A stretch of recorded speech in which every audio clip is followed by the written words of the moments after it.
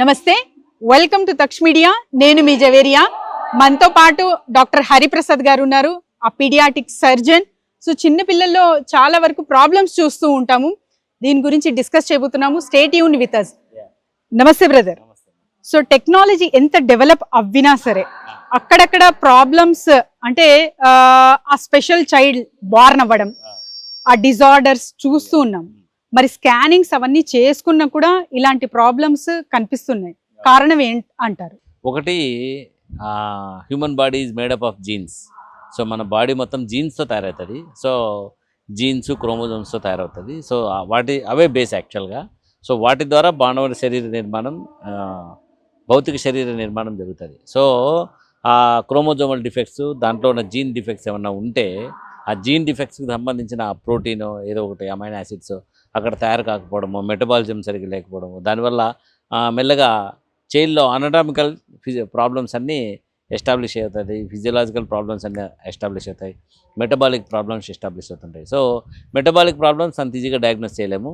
So physiological ప్రాబ్లమ్స్ను కొన్ని అర్థం చేసుకోవచ్చు. అనటామికల్ ప్రాబ్లమ్స్ అంటే అవన్నీ స్కానింగ్తో తెలుస్తాయి. ఎట్లా అంటే ముక్కు సరిగ్గా ఉందా లేదా, నోరు సరిగ్గా ఉందా లేదా, తల సరిగ్గా ఉందా లేదా, చేతులు కాళ్ళు సరిగ్గా ఉన్నాయి లేదా, కడుపులో పేగులు సరిగ్గా ఉన్నాయి లేదా, ఊపిరితిత్తులు ఎలా ఉన్నాయి, గుండె ఎలా ఉంది, కిడ్నీలు ఎలా ఉంది, యూరిన్ బ్లాడర్ ఎలా ఉంది, కాళ్ళు ఎలా ఉన్నాయి, ఇవన్నీ కూడా అనటామికల్గా ఉండే వాటిన్నింటినీ కూడా దాదాపు 80 to 90% డయాగ్నోస్ చేస్తారు.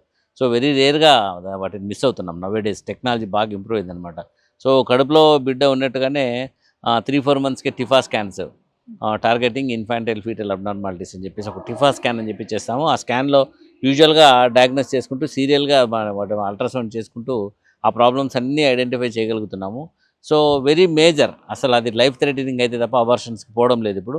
సో చాలా వాటిని మేము సర్జికల్ కరెక్షన్స్ అన్నీ చేస్తుంటాం. So intestines, kidneys and heart problems, lung problems ఇవన్నీ కూడా సర్జికల్లీ మేనేజబుల్ 99% ఉన్నాయి ఇప్పుడు. సో మా పీడియాటిక్ సర్జరీలో నేనే రకరకాల కేసెస్ అన్నీ చూసినాం. బ్లాడర్ ప్రాబ్లమ్స్, కిడ్నీ ప్రాబ్లమ్స్, ఇవన్నీ కూడా రకరకాల ప్రాబ్లమ్స్ అన్నీ కూడా డీల్ చేయడం జరిగింది. సో ఇవన్నీ కూడా మేనేజబుల్. సో వీటిని డయాగ్నోసిస్ అంటే అసలు రాకుండా చేయడం కుదరదు.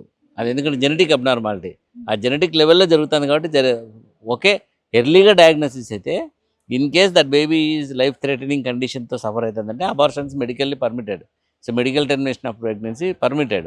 ఇంకా జెనెటిక్ ప్రాబ్లమ్స్ అంటారా, సో డౌన్ సిండ్రోమ్ అంటారు, సో పటా సిండ్రోమ్ అంటారు, ఎడ్వర్డ్ సిండ్రోమ్ అంటారు, అండ్ ఇట్లాంటి సిండ్రోమ్స్ అన్ని మెటబాలిక్ అబ్నార్మాలిటీస్ అనమాట.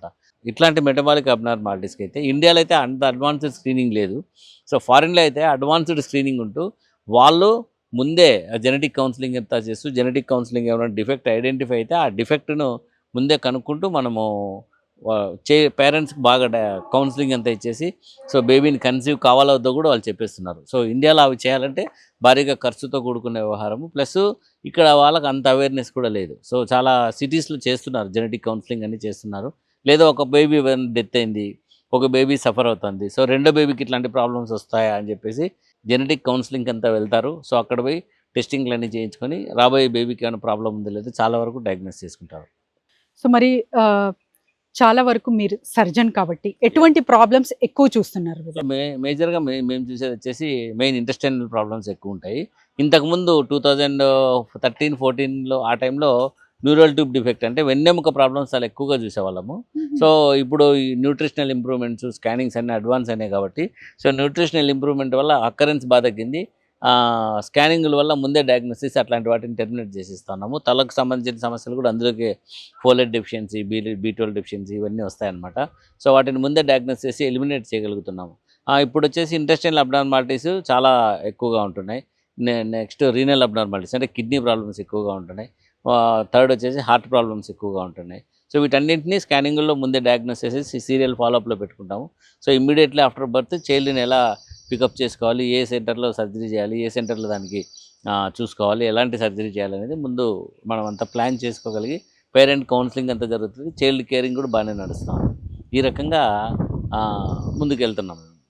So vaccines, yes brother. So vaccine సందర్భంగా చూసుకుంటే బేబీ పుట్టిన తర్వాతే స్టార్ట్ అయిపోతాయి? అవును, బేబీ పుట్టితేనే స్టార్ట్ అవుతుంది. ఎందుకంటే ఈ ప్రపంచంలోకి వాడు ఎక్స్పోజ్ అయితేనే ఫస్ట్ టార్గెట్ చేసే ఒక మేజర్ థ్రెటనింగ్ డిసీజెస్ని కనుక్కొని వాటికి సంబంధించిన వ్యాక్సిన్ డెవలప్ చేసుకుంటూ వచ్చారు. So BCG vaccine within 24 hours వేయాలి. Oral polio vaccine immediately after birth వేసేస్తారు. సో ఇప్పుడు చాలా వ్యాక్సిన్స్ అన్నీ కూడా చాలా ఎర్లీగానే స్టార్ట్ చేసేస్తున్నాం. సో బిఫోర్ 6 months ఆల్మోస్ట్ అన్నీ అయిపోతాయి. So after 6 months MMR vaccine అవి వస్తాయి. తర్వాత ఈ బూస్టర్ డోసెస్ అన్నీ వస్తాయి. సో 5 years మళ్ళీ బూస్టర్స్ వేస్తాం. మళ్ళీ 10 years బూస్టర్స్ ఉంటాయి, 15 years బూస్టర్స్ ఉంటాయి. అట్లా వ్యాక్సిన్స్ అనేది ఆ జబ్బు ఏ టైంలో అటాక్ చేస్తుంది అనే దానికంటే ముందరే మనం వ్యాక్సిన్స్ వేసేసుకొని దాన్ని ప్రివెంట్ చేస్తాం. అందువల్ల వ్యాక్సిన్స్ ఎప్పుడు కూడా నెగ్లెక్ట్ చేయకూడదు. సో జబ్బు రాబోతుందేమో అని తెలిసి చేసుకునేది. సో జబ్బు వచ్చిన తర్వాత జబ్బే ఇస్తుంది ఇమ్యూనిటీ, జబ్బు ఇస్తుంది ఇమ్యూనిటీ ఇస్తుంది అది. కరెక్ట్. సో మరి ఎగ్జాక్ట్ గా అంటే వ్యాక్సిన్స్ ధరలు చూసుకుంటే కంపేర్ టు గవర్నమెంట్ బయట చాలా ఎక్కువ ఉంటాయి బ్రదర్. సో సామాన్య ప్రజలకి అంటే అవగాహన వెళ్ళాలి, వ్యాక్సిన్స్ ఇన్ని ఉంటాయి, గవర్నమెంట్ పరంగా ఇది ఉంది అని ఎక్కడ వాళ్ళు సెర్చ్ చేయగలరు? నెట్లో సెర్చ్ చేసుకోవచ్చు. గవర్నమెంట్లో ఆల్మోస్ట్ అన్ని వ్యాక్సిన్స్ ఇస్తున్నారు, ఫ్రీ ఆఫ్ కాస్ట్ ఇస్తున్నారు. ఆల్మోస్ట్ అన్ని వ్యాక్సిన్స్ ఫ్రీ ఆఫ్ కాస్ట్ ఇస్తున్నారు. సో ప్రైవేట్లో డబ్బు పెట్టుకోగలిగిన వాళ్ళు ప్రైవేట్లో వేస్తున్నారు అంతే. So it is available for every one. So మీరు నెట్లో కొట్టుకుంటే మొత్తం తెలిసిపోతుంది. మీరు దీంట్లో చేయకపోవడం మీ బద్ధకము, చేయకపోవడం మీ అజ్ఞానం అంతే. వ్యాక్సినేషన్ చేయించుకోకపోవడం మీ బద్ధకము, మీ అజ్ఞానం అంతే. సో చూస్తున్నారు కదా ఎవరైనా ఫుల్ అవేర్నెస్ తీసుకొచ్చింది. సో చూస్తున్నారు కదా, ఎవరైనా సరే వ్యాక్సిన్ డీటెయిల్స్ కావాలంటే జస్ట్ గవర్నమెంట్ వెబ్సైట్స్ మీరు సెర్చ్ చేశారంటే అక్కడ ఇన్ఫర్మేషన్ లభించడం జరుగుతుంది. కాబట్టి మీరు సంప్రదించవచ్చు. Thank you sir, thank you so much.